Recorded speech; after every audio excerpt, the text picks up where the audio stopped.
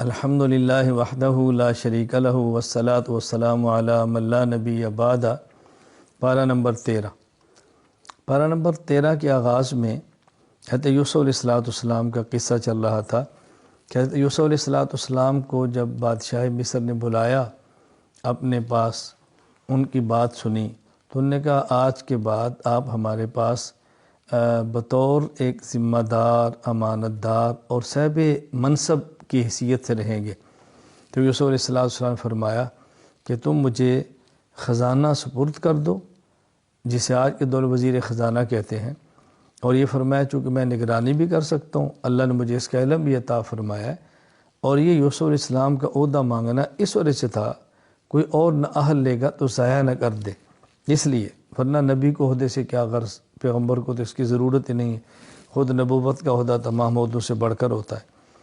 حضرت یوسف علیہ السلام یہ خزانے پر متعین ہو گئے۔ یوسف علیہ السلام کے بھائی آئے، انہوں نے اس وقت یہ طے کیا کہ ہر آدمی کو خاص مقدار میں غلہ دیا جاتا، اور یہ شرط تھی کہ جس کو غلہ لینا ہے وہ خود آئے۔ چنانچہ یوسف علیہ السلام کے بھائی آئے، اور آپ کا سب سے چھوٹا بھائی وہ ساتھ نہیں تھا۔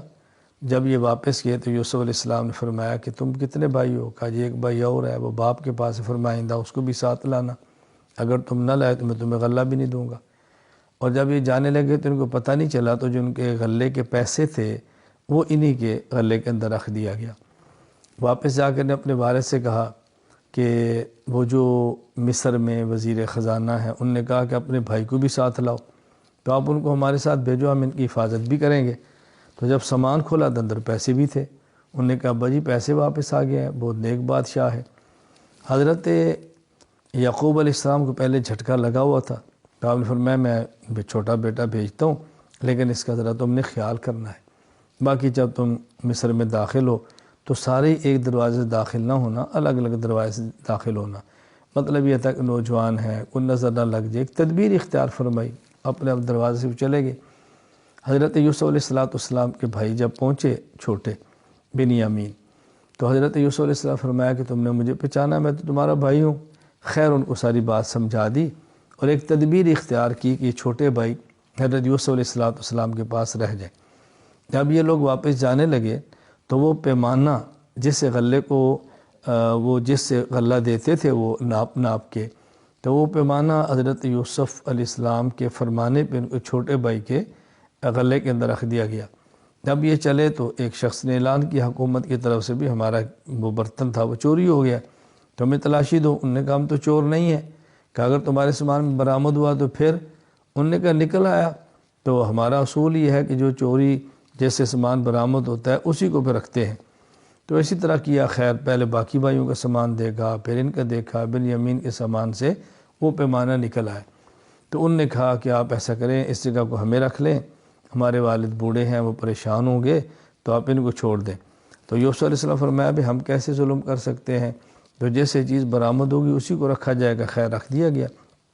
یہ واپس چل پڑے، تو ان کے سب سے بڑے بھائی یہودا نے کہا کہ تم جاؤ، میں تو نہیں جا سکتا، پہلے باپ کو بہت چوٹ لگی ہے، باقی اگر والد کا شبہ ہو کہ ہم نے زیادتی کی ہے تو انہیں کہنا ساتھ قافلے والوں سے پوچھ لیں، ہمارا کوئی قصور نہیں ہے۔ خیر یہ پہنچے، حضرت یعقوب علیہ السلام کے سامنے منظر حقائق تو نہیں تھے، آپ بہت پریشان ہوئے، اور اتنا آپ کی آنکھوں سے آنسو گرتے رہے کہ جیسے بھنائی چلی گئی، تو اللہ سے دعا مانگتے رہے، فرماتے انشاءاللہ ایک وقت آئے گا اللہ تعالیٰ سب کو لائے گا۔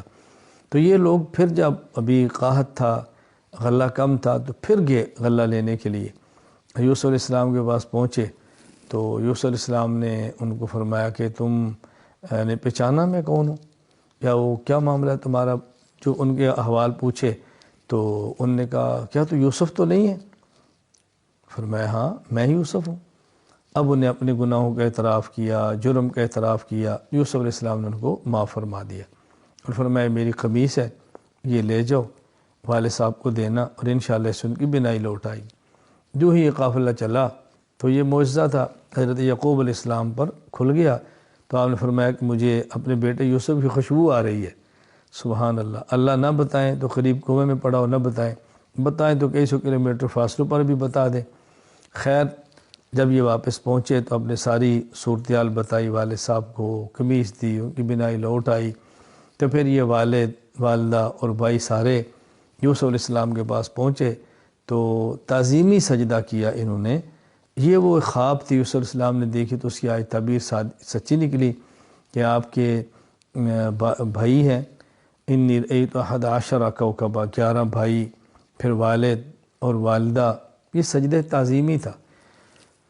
عبادت کا سجدہ یہ تو حرام ہے، کبھی بھی جائز نہیں ہوا۔